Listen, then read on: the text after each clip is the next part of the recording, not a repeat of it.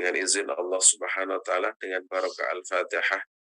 Ya, kita insya Allah dimudahkan. Amin ya rabbal alamin. Al-Fatihah. A'udzu billahi minasy syaithanir rajim. Bismillahirrahmanirrahim. Alhamdulillahi rabbil alamin arrahmanir rahim maliki yaumiddin. Iyyaka na'budu wa iyyaka nasta'in ihdinas siratal mustaqim.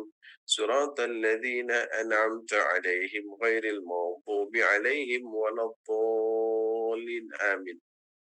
Kita yang hadir di pagi hari ini ya, tak terkecuali mudah-mudahan yang sakit Allah berikan kesembuhan, yang mendapati kesulitan Allah berikan kemudahan. Keluarga kita mudah-mudahan dijadikan keluarga sakinah, mawaddah, warahmah, harmonis. Kemudian pekerjaan kita insya Allah diridhoi, rezeki kita diberkahi insya Allah Ta'ala. Ya, Al-Fatihah. A'udzu billahi minasyaitonir rajim. Bismillahirrahmanirrahim. Alhamdulillahi rabbil alamin arrahmanir rahim maliki yaumiddin. Iyyaka na'budu wa iyyaka nasta'in ihdinas siratal mustaqim. Siratal ladzina an'amta 'alaihim ghairil maghdubi 'alaihim waladdallin. Amin.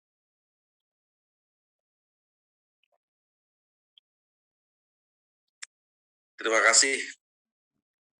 Bismillahirrahmanirrahim. Alhamdulillahirabbil alamin wassalatu wassalamu ala asyrafil anbiya wal mursalin sayyidina wa habibina Muhammadin wa ala alihi wa sahbihi wa man tabi'ahu ila yaumiddin. Rabbi israh li sadri wa yassir li amri wahlul 'uqdatam min lisani yafqahu qawli. Raditu billahi rabba wa bil islami dina wa bi Muhammadin nabiyya wa rasula. Rabbi zidni ilma warzuqni fahma walhiqni bis salihin, amma ba'd. Kita akan masuki al-wadhifatu al-khamisah, bagian yang ke-6. Bismillahirrahmanirrahim. Qala al-muallif rahimahullah wa nafa'ana bihi wa bi ulumihi fid dharain amin. Al-wadhifatul khamisatu alla yad'a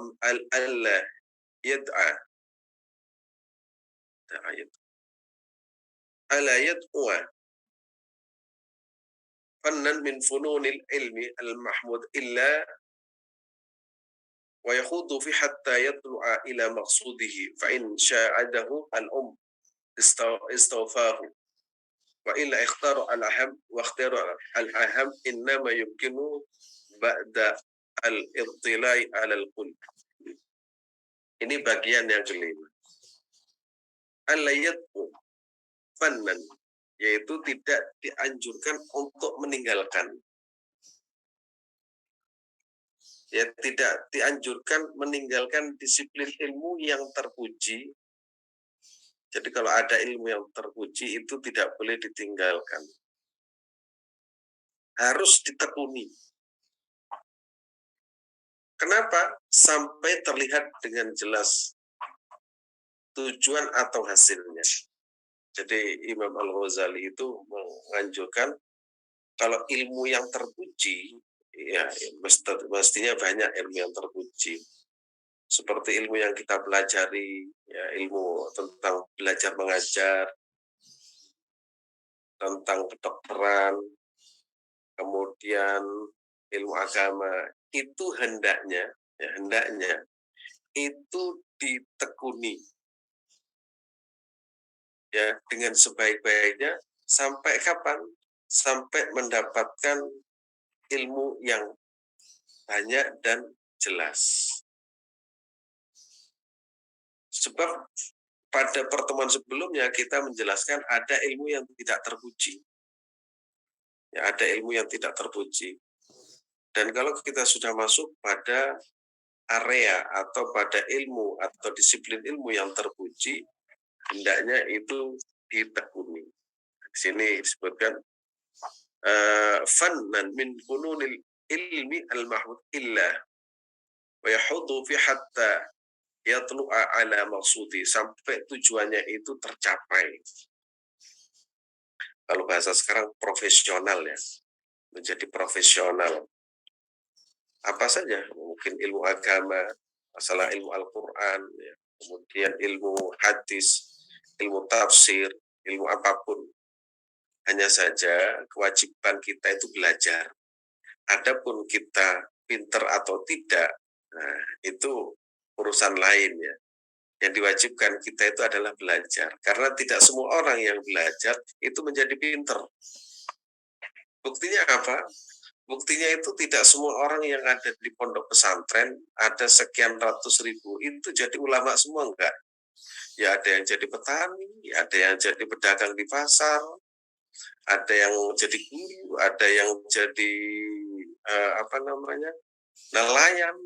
Dan itu memang menjadi bukti bahwa belajar ilmu agama itu tidak harus menjadi seorang ulama.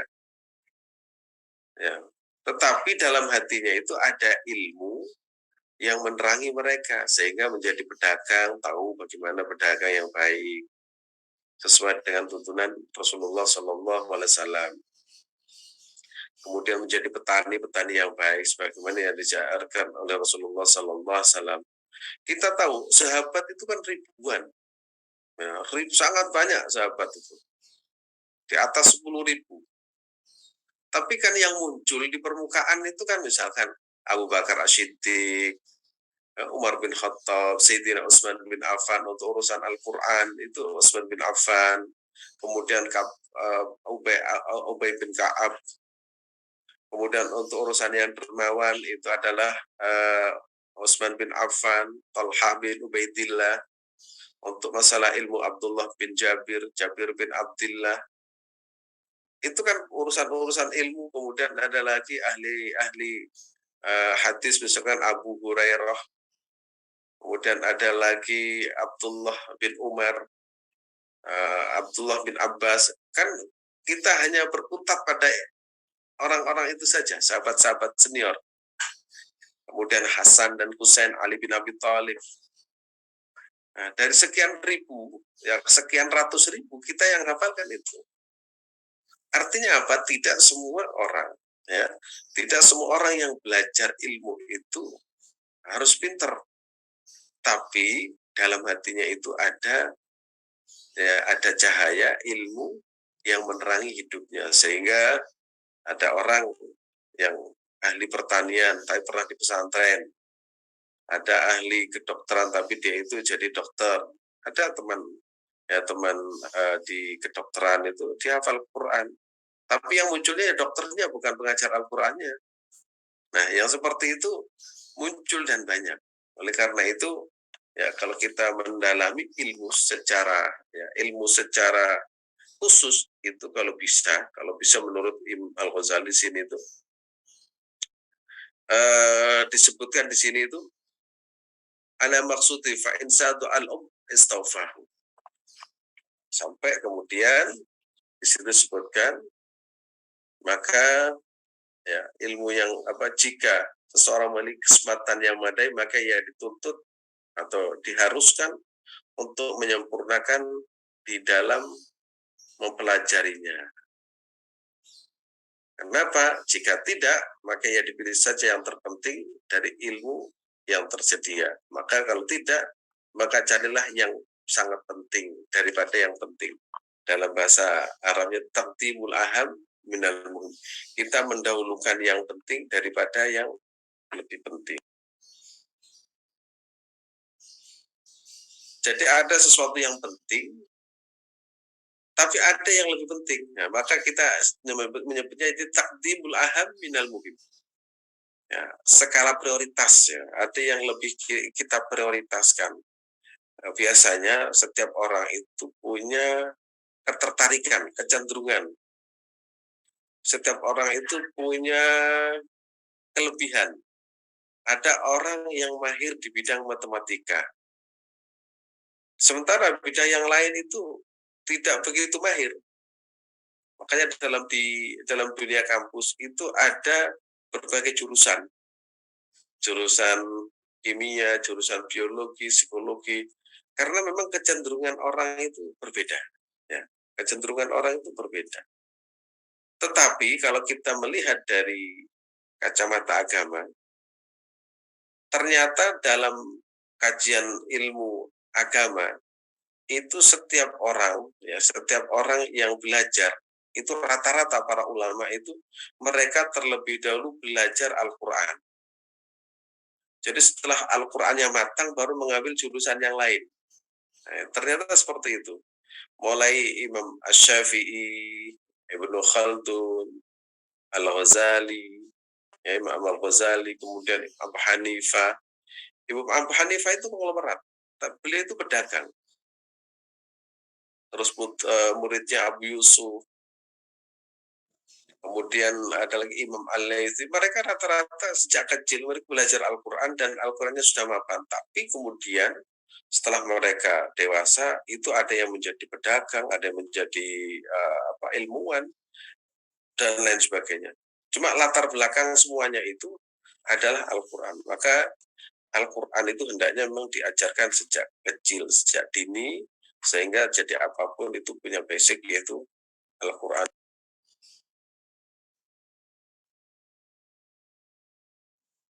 Nah, ini ya, mudah-mudahan kita semua menjadi ahlul Quran. Loh, kalau sudah tua gini gimana? Ya nggak apa-apa, tetap belajar Al-Quran. Al-Quran bukan apa namanya, tidak ada kata terlambat, ya. Tidak ada kata terlambat. Wah, saya ini kan sudah tua, nggak apa-apa belajar Al-Quran. Apakah harus belajar tafsirnya? Nggak usah, yang penting belajar bacanya sudah top. Ya, itu tafsir itu khusus bagi orang-orang yang mengerti bahasa Arab, sudah mengerti kosakata bahasa Arab, sudah mengerti ilmu nahwu, sudah mengerti ilmu sorof, sudah mengerti asbabun nuzul, sudah mengerti bacaan Al-Quran dengan baik, itu baru kategori itu tafsir. Nanti kalau masih pemula belajar tafsir itu malah bingung, ya, malah nggak ngurusi anaknya, nggak ngurusi cucunya, nggak ngurusi karena itu tadi ada skala prioritas. Karena sudah tua belajar tafsir, wah malah bahaya. Ya, nanti malah mentafsirkan sendiri. Ya, ada prioritas lah. Kalau hanya sekedar tahu tidak apa-apa. Karena Al-Quran itu harus dipahami orang yang berilmu. Karena Al-Quran itu sangat sakral. Bagaimana kita orang yang biasa mau memahami kesakralkan Al-Quran, yang setiap mufassir, ya, setiap mufassir itu punya perbedaan, apalagi yang seperti kita yang tidak punya basic ilmu bahasa Arab sama sekali. Nah ini, ya, pokoknya kita tetap belajar Al-Quran sesuai dengan kemampuan. Bisa juz amma alhamdulillah, separuh alhamdulillah, seperempat alhamdulillah, insya Allah akan tercatat sebagai ahlul Quran. Cuma kalau ditanya oleh malaikat, kamu ahlul Quran? Ya, berapa? Separuh. Tanya lagi, kenapa ahlul Quran? Ya, seperempat. Kamu apa? Saya cuma kulhu. Tapi kan hafal. Ya, bisa bacanya dan insya Allah bacaan itu bermanfaat sampai hari kiamat. Kita lanjutkan lagi. Al-wadhifatu al-sadisah, bagian yang keenam. Ayyasrifa. Ayyasrifa al-inayata ila al-aham min al-ulumi wa huwa ilmu al-akhirah. A'ni bidzalika qismul muamalah wal mukasyafah. Nah, di bagian keenam ini Imam Al-Ghazali menegaskan hendaknya memusatkan perhatiannya, ayyasrifa, memusatkan perhatiannya pada ilmu yang terpenting. Nah, di sini kalau bahasa beliau ayyasrifa itu mementingkan al-inayat ilal ahami minal ulum wa huwa ilmu akhirat, mementingkan ilmu yang kaitannya dengan akhirat. Ayyahtamu ay as-shakhsu ihtimaman syadidan bi al-ulumi al-akhirah. Loh, bagaimana? Memang ada ilmu dunia? Ada. Jadi sekian banyak bidang ilmu, maka Yang keenam itu Imam Al-Ghazali menegaskan yang terpenting adalah ilmu yang kaitannya dengan akhirat. Karena yang lain itu suatu saat itu akan ditinggalkan. Nggak usah jauh-jauh. Kalau kita sudah tua, biasanya saya perhatikan orang yang sudah umurnya itu sudah 50 ke atas, itu biasanya pikirannya beda. Mau belajar agama. Kenapa dulu enggak? Ya karena dulu yang dicari itu dunia. Ternyata dunia tidak membuat dirinya itu bahagia. Akhirnya ingin bisa baca Al-Quran, ingin bisa memahami agama, ingin bisa zikir.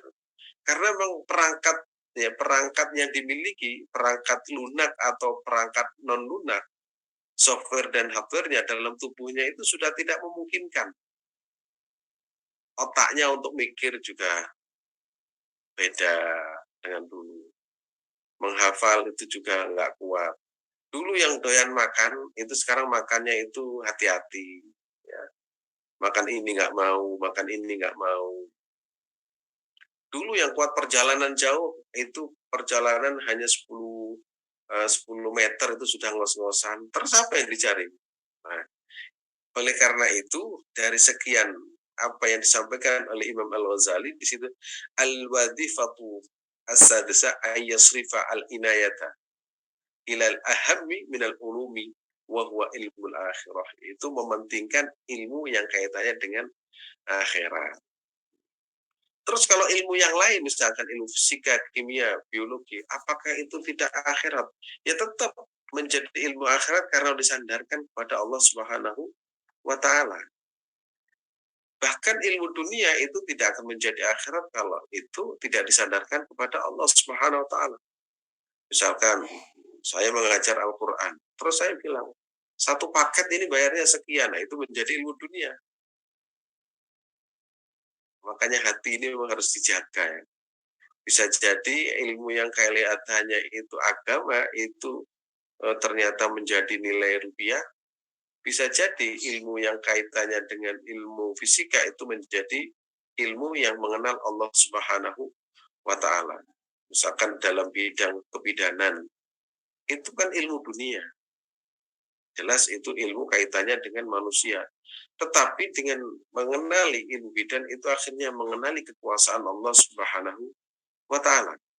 Bisa jadi dia itu mengajarkan agama, tapi setiap paket itu dijual sekian, sekian, sekian, sekian. Akhirnya apa? Nyaman dengan uang, akhirnya dia itu mencari uang dengan cara seperti itu. Bahkan sering dalam diskusi itu, jualan agama itu lebih gampang, lebih mudah mendapatkan uang. Ya, itu kan banyak yang tertangkap itu karena jualan agama. Padahal untuk kepentingan dirinya sendiri. Nah, yang seperti ini, karena memang orang itu kadang sering saya sampaikan ya, kalau orang sudah dikit-dikit, Masya Allah, Alhamdulillah, ya akhi, ukhti, ini kok, apa namanya, syar'i banget. Ternyata ujung-ujungnya apa, jualan rumah tanpa apa, tanpa riba, akhirnya uangnya sudah masuk, ditinggal kabur semua. Ya seperti itu banyak. Dan itu kadang saudara kita yang kena.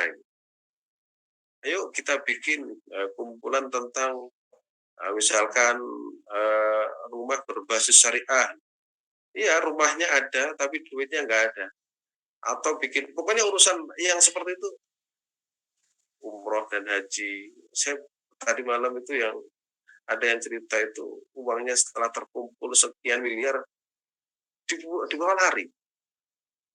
Yang seperti ini ya, kelihatannya agama, tapi menjadi urusan-urusan yang jauh dari agama. Maka kita beruntung ya ketemu orang-orang yang baik, ya orang-orang yang jujur, amanah, ya orang-orang yang senantiasa mengajarkan kepada kita kebaikan, maka itu yang insya Allah akan meniti jalan kita menuju Allah Subhanahu wa Ta'ala. Selanjutnya. Kemudian akni yaitu bidzalika qismul muamalah wal mukasyafah. Nah, di sini disebutkan yang saya maksud adalah bagian muamalah dan mukasyafah.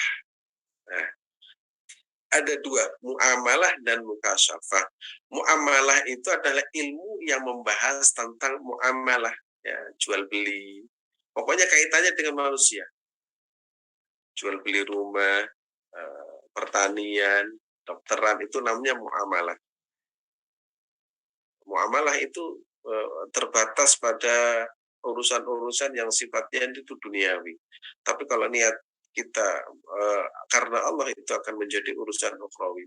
Jual beli, ya, jual beli kalau kita niatnya itu mencari harta yang halal, kita sandarkan kepada Allah SWT, jelas itu akan menjadi perkara yang dibolehkan.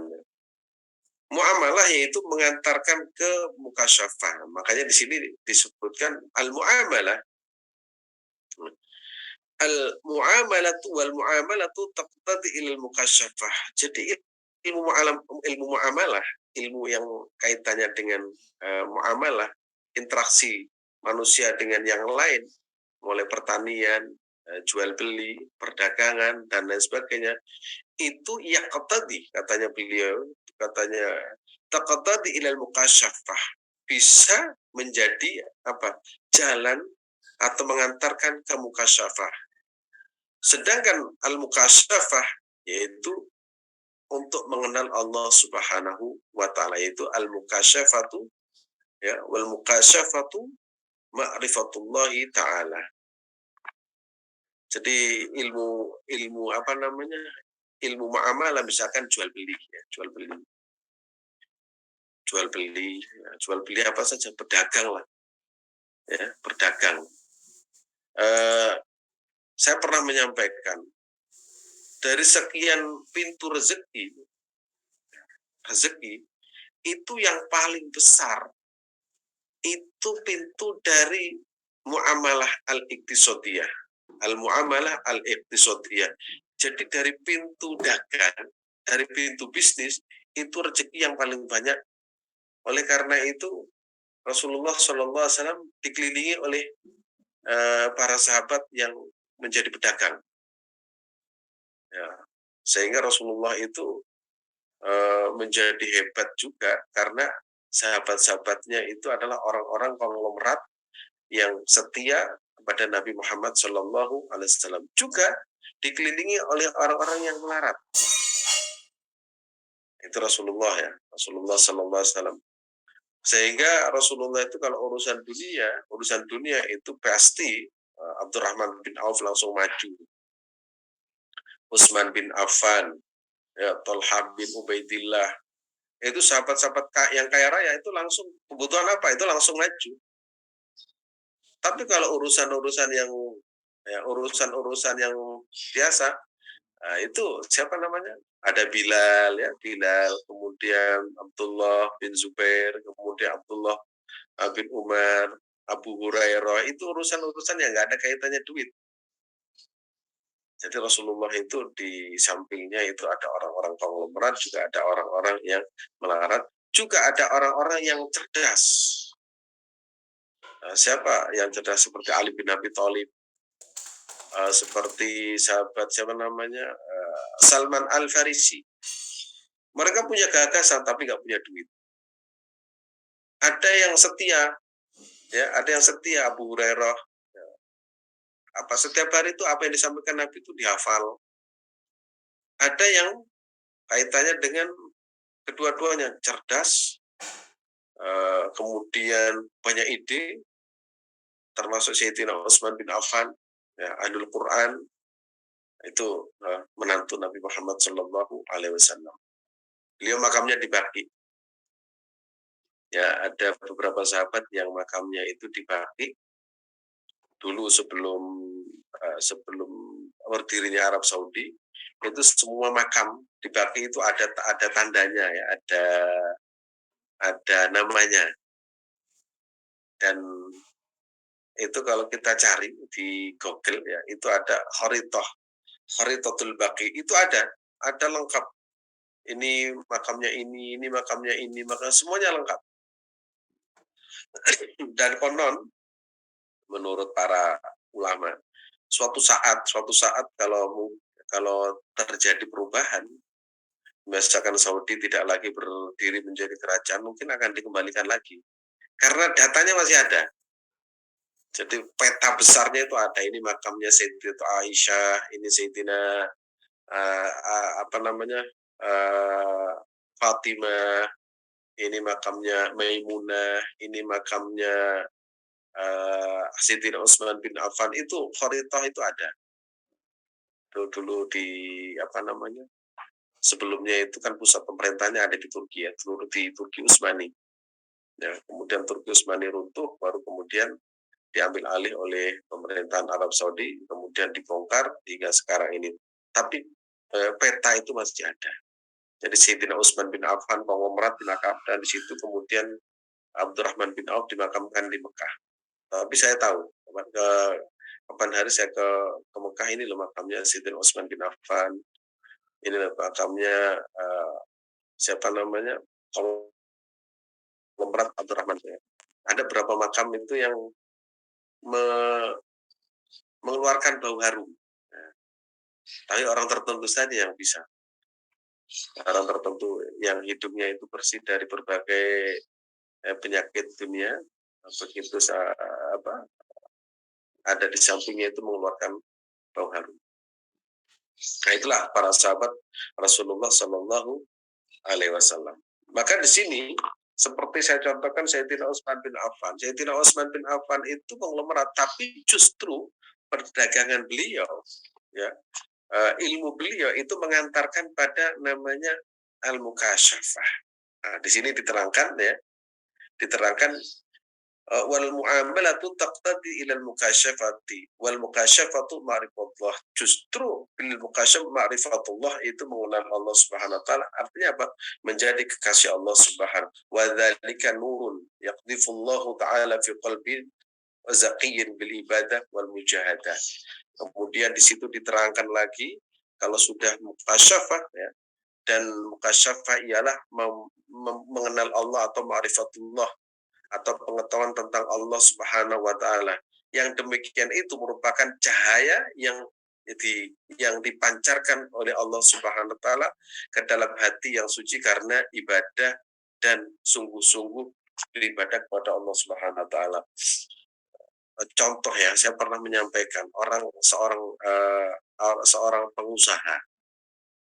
pengusaha itu karena dengan usahanya akhirnya dia itu menjadi kekasih Allah Subhanahu wa taala.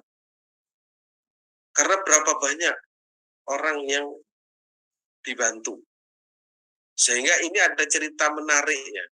Ini cerita di kitab klasik ya. Di kitab klasik itu sangat menarik. Tetapi cerita ini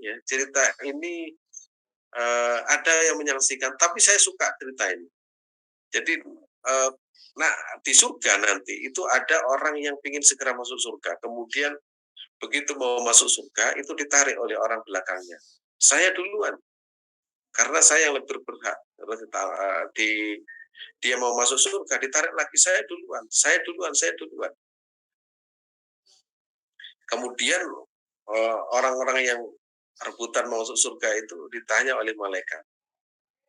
Loh, kamu kenapa kok mau masuk surga? Saya ini orang yang dermawan. Ditanya, kok mau masuk surga? Iya, orang yang kaya, orang yang dermawan itu masuk surga karena dia itu berhak. Terus ditanya, dari mana kamu tahu kalau orang dermawan itu masuk surga? Wah, saya dari guru saya. Saya pernah belajar. Oh, begitu. Terus satunya lagi, kamu apa? Haji mabrur. Ditanya, kamu apa? Saya thalabul ilmi. Jadi masing-masing itu menyampaikan cari ilmu, ya, haji mabrur, dermawan. Akhirnya masing-masing itu ditanya. Ya, masing-masing ditanya dari mana, bagaimana, dan terakhir itu pertanyaan yang menggelitik itu. Yang alim, yang pinter itu, ya, seorang ulama yang mengajar ingin masuk surga ditanya, kamu mau masuk surga apa amamu? Oh, saya ini kan mengajar. Terus ditanya, hartamu dari mana? Oh, saya dapat sumbangan. Oh, berarti yang nyumbang ini.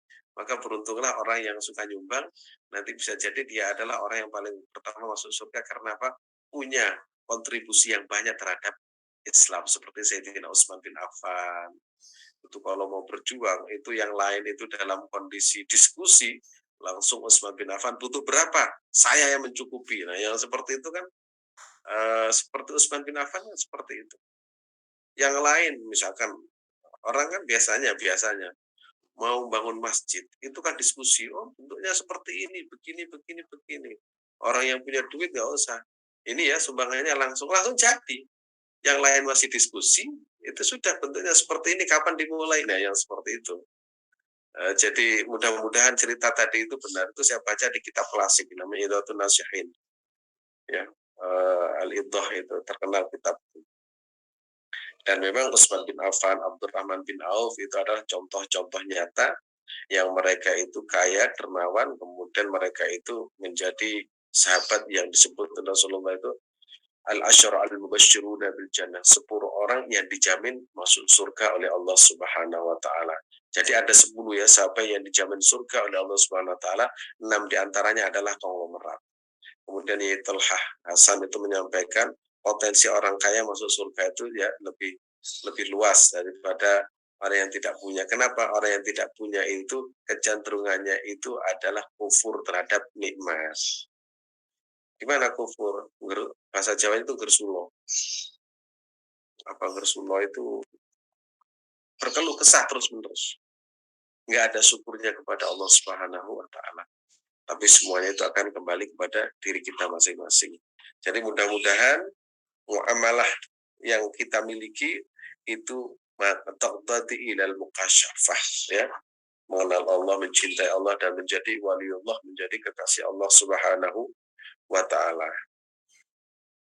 Kemudian dan hal ini ya berakhir sampai pada tingkatan Imam Abu Bakar As-Siddiq, ya. Kemudian Imam Al-Ghazali kemudian menegaskan orang-orang yang mukasyafah itu, ya, mukasyafah itu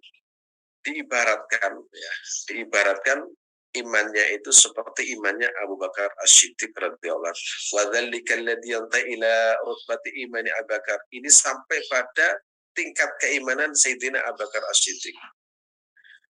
Al-warth fihi law wuzina imanu ahli al-ardi bi imani Abu Bakar la rajah. Wa dzalika lisirri waqi fi sadrihi la li tartibi al-baran wal hujjaj. Jadi di sini diterangkan bahwasanya iman Abu Bakar As-Siddiq, ya, iman Abu Bakar As-Siddiq itu tingkatannya itu sudah tidak ada yang apa ya namanya. Jadi level keimanan Abu Bakar As-Siddiq itu sudah tidak ada yang menandingi. Itu sampai begini. Lau wuzina imanu ahli al-ardi bi imani Abu Bakar radhiyallahu an yurajjih, ya, yurajjih. Seandainya iman seluruh penduduk bumi ditimbang dengan imannya Abu Bakar As-Siddiq radhiyallahu an, ya, ternyata iman Abu Bakar itu lebih berat. Nah, ini contoh, ya. Contoh begini. Ketika tidak ada satupun orang yang beriman membenarkan Nabi Muhammad SAW, itu orang yang pertama kali membenarkan adalah Sayyidina Abu Bakar As-Siddiq. Sampai mendapatkan julukan As-Siddiq karena apa? Orang yang pertama kali membenarkan Rasulullah Sallallahu Alaihi Wasallam. Itu ya. Kenapa Abu Bakar As-Siddiq itu imannya itu? Padahal kalau ibadahnya Abu Bakar As-Siddiq itu kalau dibandingkan dengan ibadah-ibadah yang sahabat-sahabat yang lain itu mungkin masih kalah. Pernah kan ada beberapa sahabat itu ya, sahabat yang awal-awal masuk Islam, kemudian ada lagi tahapan kedua, ketiga, yang keempat, mereka itu kan akhirnya ibadahnya itu lebih rajin, sholatnya, tahajudnya, puasanya lebih rajin. Akhirnya mereka datang kepada Rasulullah. Gimana iman saya dengan Abu Bakar? Wah, nggak bisa. Lawuzina imanu ahlil ardi bi imani Abi Bakar radhiyallahu anhu yurajjih. nggak bisa dibandingkan iman kalian dengan imannya Abu Bakar As-Siddiq karena imannya paling paling top. Di saat tidak ada orang yang percaya, dialah orang yang paling pertama percaya. Bayangkan. Kalau yang lain kan mungkin pertimbangan, ya pertimbangan, lu kok sama-sama beriman kepada Rasulullah, saya kok akhirnya ikut-ikutan, akhirnya menjadi ahli ibadah. Tapi kalau Bakar, di saat tidak satu pun orang yang beriman, ternyata membenarkan. Itu yang disebut dengan imannya itu nggak bisa ditimbang oleh imannya siapapun. Bahkan Umar bin Khattab, ini Umar bin Khattab, saya baca di sirahnya itu. Ketika Rasulullah Sallallahu Alaihi Wasallam wafat, ketika Rasulullah Sallallahu Alaihi Wasallam wafat itu kan diganti oleh Sayyidina Abu Bakar As-Siddiq. Dan Sayyidina Abu Bakar As-Siddiq itu di samping dermawan, baik dengan keluarganya, baik dengan tetangganya, temannya, berjuang di jalan Allah, membenarkan. Pokoknya tidak ada sisi yang tidak sempurna itu kesetiaannya kepada Nabi Muhammad SAW. Kalau sholat itu, ya kalau sholat itu di belakang Rasulullah, ya tidak berani di depan menjadi imam selama Rasulullah masih hidup. Kemudian ikut hijrah ke Madinah, bahkan anaknya ikut serta membenarkan, ikut serta berkontribusi, maka Abu Bakar itu tidak ada bandingannya. Ya, tidak ada bandingannya. Begitu Abu Bakar menjadi seorang khalifah, tidak lama, hanya 2 tahun. Kemudian meninggal dunia. Begitu meninggal dunia, Umar bin Khattab berkata begini, anta abtaman ba'daka. Wahai Umar, wahai Abu Bakar, engkau itu memperberat orang setelahmu. Saya itu tidak nutut, saya itu tidak bisa atau tidak mungkin menyamai seperti engkau, terlalu sulit untuk diikuti. Terlalu sulit untuk diikuti, keimanannya itu sudah bahasa Jawa itu sundul langit, sudah nggak ada lagi seperti Abu Bakar As-Siddiq. Bahkan ada satu ayat ya Al-Quran itu Bapak mungkin hafal. Fa'amma man a'ta wattaqa wa saddaqa bil husna wa sanu. Kalau ada orang yang sulit dipermudah, kalau bahasa apa namanya? Pewayangan itu ada sosok namanya Puntodewo, ya, Puntodewo.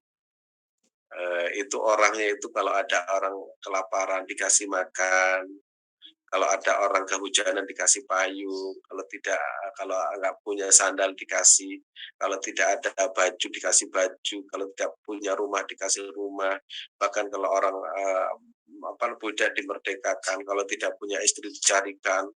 Itu sifat-sifat Abu Bakar itu melekat pada ayat fa'amman a'ta wattaqa wa saddaqa bil husna wa sanusulus.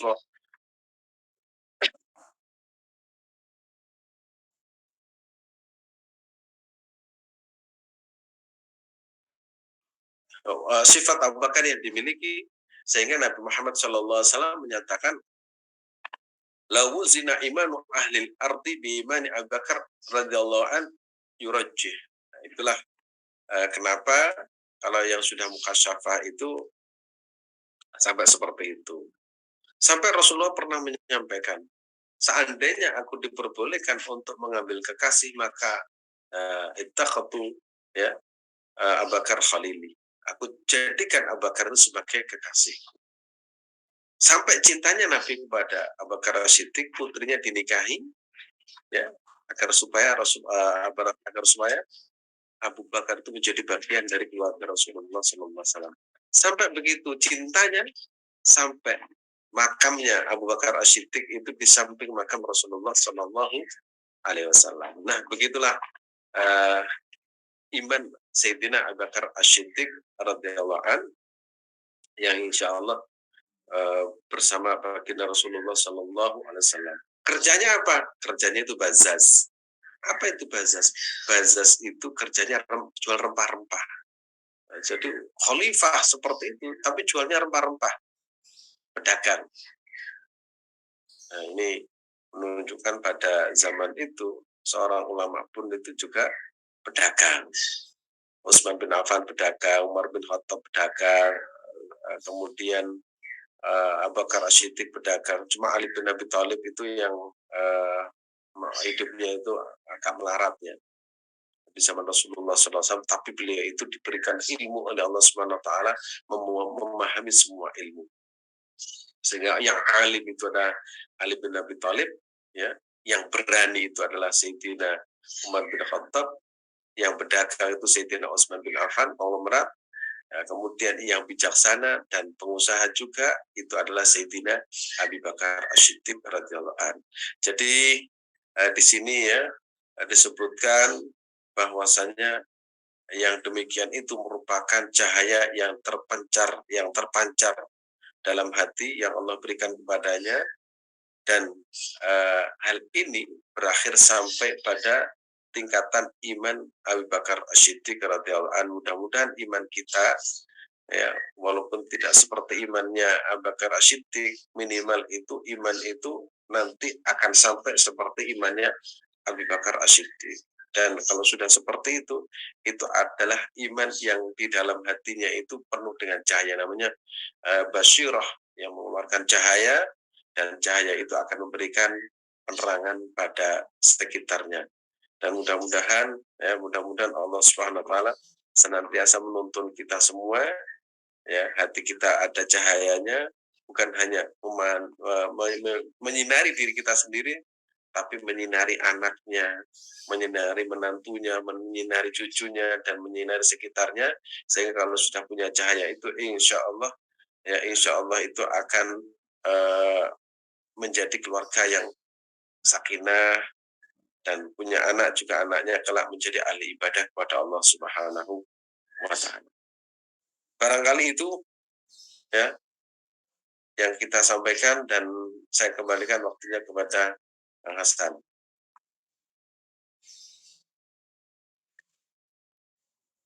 Baik, alhamdulillahirabbil alamin, Bapak Ibu. Meskipun tidak ada slide ya, kalau kita menyimak dengan hati, maka banyak sekali mutiara hikmah yang kita bisa dapatkan di pagi ini. Mungkin ada yang mau disampaikan atau mau ditanyakan Bapak Ibu? Nah, spesial pagi ini kita berikan kesempatan kepada Bapak Ibu yang mau bertanya, dan saya berikan waktu untuk open kamera dan juga open mic ya. Yang mau bertanya boleh ya raise hand. Oke, Bu Martini mengangkat tangan. Bu Martini, boleh dibuka mikrofonnya, Bunda. Silahkan. Assalamualaikum warahmatullahi wabarakatuh. Waalaikumsalam warahmatullahi wabarakatuh. Izinkan Ustadz mau menanyakan. Ya, silakan. Dengan usia saya yang sudah 79. Usia muda. Ya itu. Dulu memang sudah ada rencana, ya sudah ada proses untuk naik haji. Tapi ya itu waktu itu masih ada kendala yang mana katanya namanya kurang pas waktu ngurus paspor itu. Nah, terus perjalanan hidup itu jadinya seperti orang kacrek tahu, mestinya Ustadz Azim Pirso. Kacrek itu loh. Ya, kacrek. Itu jadi, tapi saya tidak meninggalkan tetap mengikuti kajian-kajian, ya, ikut di RT, di RW maupun di tempat pensiunan. Jadi banyak yang saya ikuti, dan dalam perjalanan yang banyak itu ilmu-ilmu itu ada, ya itu tadi ustadznya yang berbeda, ya, sepertinya berbeda begitulah. Tapi kan selama ini saya ya kan lakum dinukum waliyatin, mana yang saya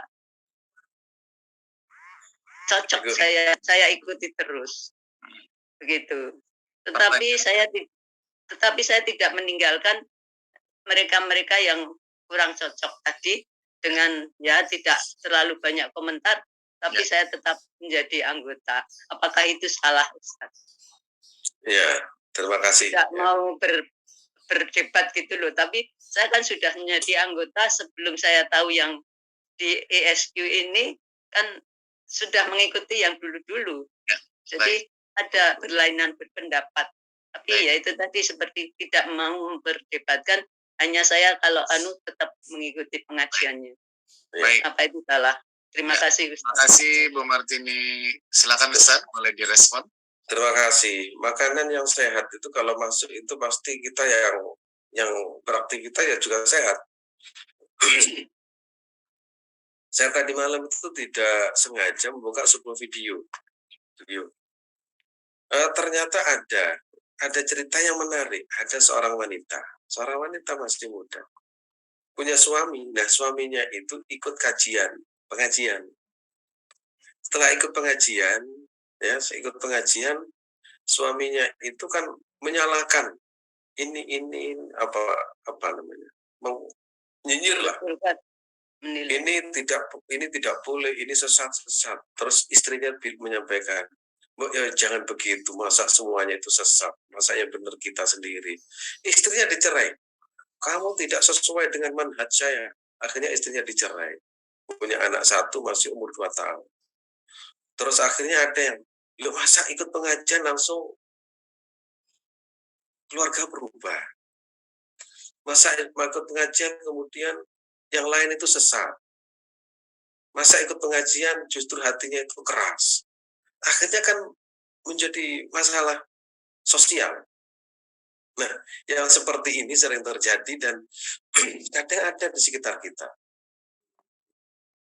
Makanya saya sering menyampaikan kalau makanan itu sehat, pasti tubuh kita juga sehat. Jadi kalau makanan itu cocok dengan tubuh kita, justru menjadikan tubuh kita itu sehat. Tetapi kalau makanan itu tidak sehat, itu justru akan melahirkan fisik yang tidak sehat. Jadi namanya makanan itu kan banyak. Namanya ilmu itu yang disampaikan kan banyak.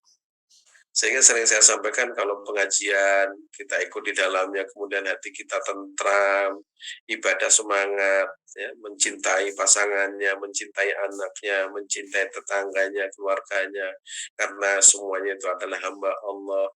Ya, ibadah kita semakin rajin, itu berarti sehat di situ. Kalau setelah pulang, ternyata istri saya sesat ini.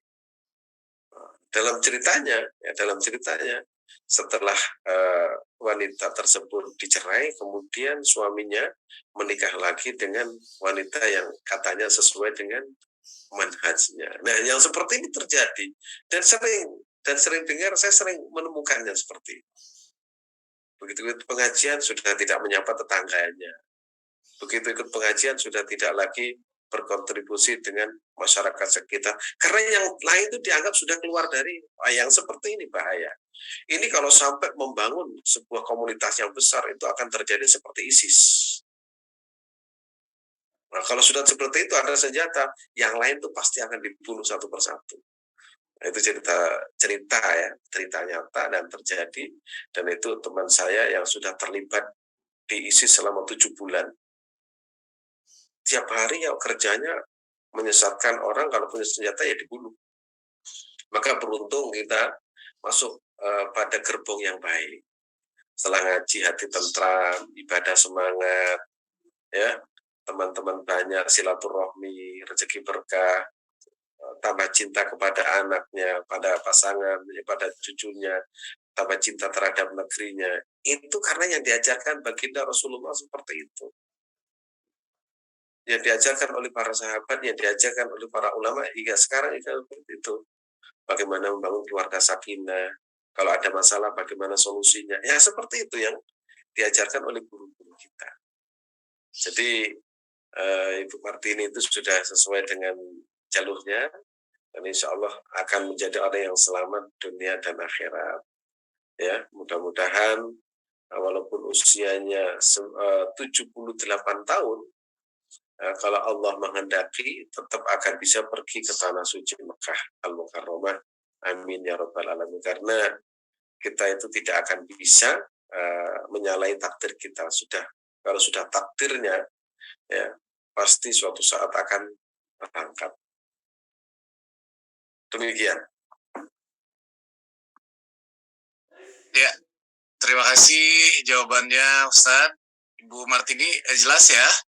Boleh silakan Bapak Ibu, ada lagi yang mau bertanya? Ada Ibu Aminah Arbi, jamaah haji tunggu ISQ. Silakan dibuka mikrofonnya Bunda. Ya, sudah silakan Bunda. Assalamualaikum warahmatullahi wabarakatuh. Waalaikumsalam warahmatullahi wabarakatuh. Singkat aja Pak Ustaz pertanyaannya. Yang saya tanyakan, apakah boleh selawat 100 kali saya kirim ke anak saya? Ataukah boleh kalau saya ngasih istighfar 100 kali? Ataukah boleh saya ngasih si anak saya satu lagi, umpamanya Hasbiyallahu wa ni'mal wakil 40 kali? Apakah boleh itu Pak Ustaz? Terima kasih saja Pak Ustaz. Terima kasih. Jadi kita kalau membaca sholawat ya, barokahnya. Barokah dari sholawat itu ya, insya Allah keluarga kita itu dijadikan tentram, anak kita dijadikan anak manut. Anak manut itu apa? Taat ya. Anak kita taat, keluarga kita sakinah. Itu barokah dari bersolawat kepada Nabi Muhammad SAW. Barokah dari istighfar. Logikanya gimana? Ya gini logikanya. Bukan kemudian kalau kita kirim Fatihah atau kirim itu saya kirimkan ke anak saya nyampe, itu melalui apa JNT ya. Logikanya begini, kalau kita bersolawat kepada Nabi Muhammad SAW, hati kita itu akan tentram. Ala bidzikrillahi tatma. Semua jenis zikir itu akan menenteramkan. Nah, kalau sudah tentram, itu barokah dari ketentraman itu akan memberikan dampak positif. Bukankah hati yang tentram, jiwa yang damai, itu akan selalu memandang sisi positifnya. Nah, gitu. Sehingga orang-orang yang senantiasa diliputi dengan zikir pada Allah Subhanahu wa taala pasti akan melahirkan ketentraman batin. Apakah tidak salah? Tetap ada kesalahan. Cuma cara pandangnya nanti itu berbeda. Bukan emosinya yang muncul, tapi dia itu oleh Allah diberikan konstruksi berpikir yang berbeda, akan menerima berbagai kekurangan. Itu ya, itu barokahnya dari kalimat-kalimat thayyibah yang kita baca setiap hari. Makanya saya baca sholawat ya, barokahnya sholawat, mudah-mudahan anak saya diberikan kemudahan. Itu yang setiap hari saya baca. Bahkan waktu di Raudhah, saya sengaja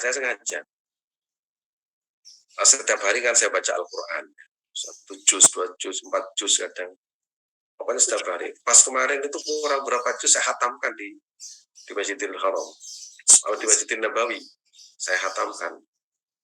Ya barokahnya apa? Mudah-mudahan anak saya, keturunan saya, orang-orang yang belajar bersama saya itu dapat keberkahan, kebaikan. Sholawat juga seperti itu. Saya dapat ijazah dari guru saya 82 sholawat yang ditulis oleh para ulama, dan itu adalah buku yang ditulis oleh Kiai Ahmad Kusyairi ya.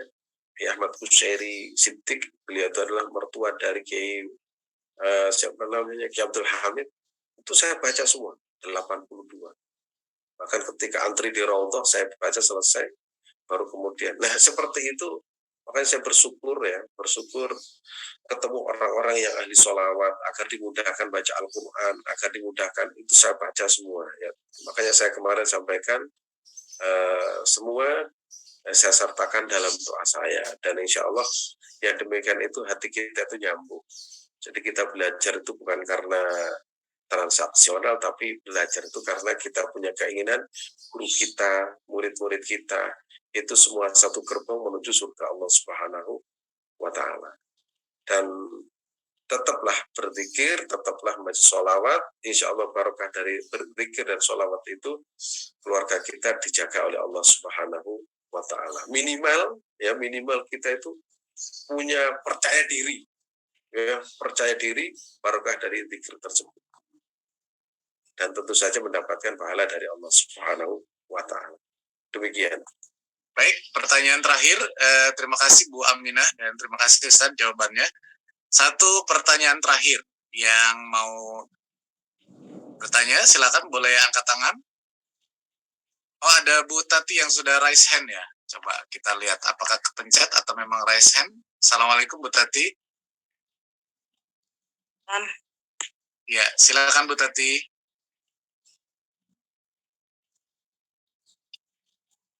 Halo Bu Tati.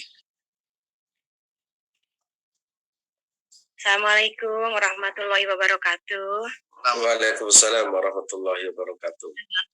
Kang Hasan, Ustadz izin off cam, sekalian saya lagi prepare mau berangkat ke kantor, jadi nggak bisa buka kamera.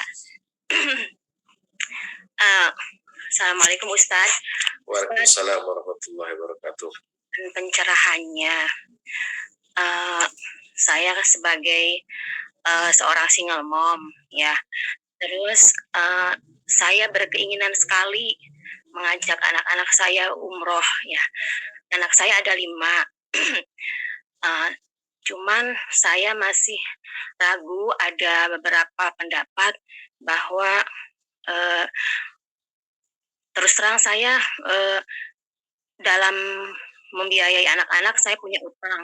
Sebagai ASN udah pasti saya berutang dengan ke bank dengan SK saya. Itu kemungkinan lunasnya di pensiun saya.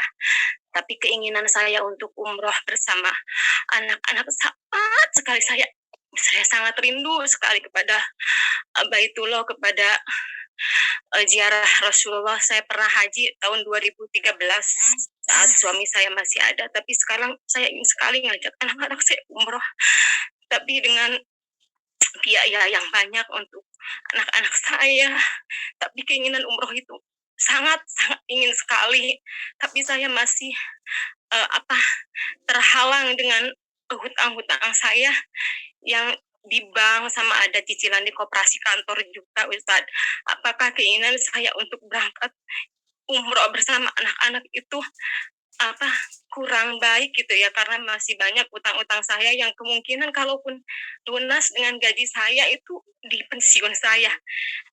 Saya sekarang usia 47, jadi kemungkinan pensiun di 60. Jadi kalau saya 60 nunggu utang saya lunas kan, takutnya nggak kesampaian gitu, Ustadz ya.